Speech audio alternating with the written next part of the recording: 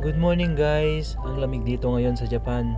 At sabi nung kapitbahay namin na Haponesa, ayan, ganyan daw talaga dito kapag winter, month of August. Ay, ayan, ang ganda. Mga ganitong oras, ayan, tulog pa ang mga kapitbahay namin. At syempre, ayan ang aming alaga, si Mingming. Ayan. Hinahanap ko si Boy Bawang. At ayun, nasa gilid siya guys. Busy sa kaka-cellphone. Ewan ko, nag-i-scatter siguro siya. May scatter pala dito sa Japan guys. At ayan, nagkakape din siya. At ako, nagtimpla din ako ng aking kape. At dahil nga sobrang lamig dito ngayon sa Japan, ewan ko, nasa negative 0 siguro dito. At ayan, nandito na si Boy Bawang. Nagpre-prepare na siya para sa aming agahan. Ang lulutuin niya pala ay upo na lalagyan ng tinapa. Ayan. Ayan, masaya si Boy Bawang kasi nanalo siya ng scatter. Ayan. Maglilinis na nga pala ako ng sasakyan.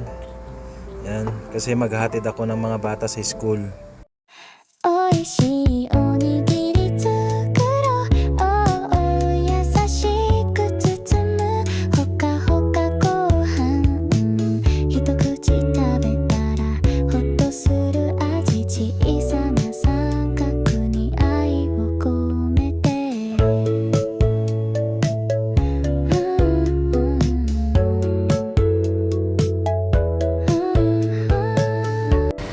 At luto na nga ang aming pangagahan.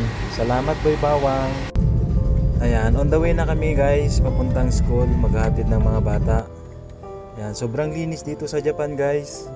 Ayan, at ang ganda ng mga building, maayos yung mga sakyan, hindi traffic. Ayan, lahat ng mga tao dito magagalang. Pasok na nga tayo sa school nila guys, sobrang laki. At kita nyo naman guys, ang kakapal ng mga suot ng mga tao dito sa sobrang lamig. So, ayan na nga guys, nahatid ko na sila at pauwi na rin ako. Ayan, salamat po sa panonood guys. Until next time, bye!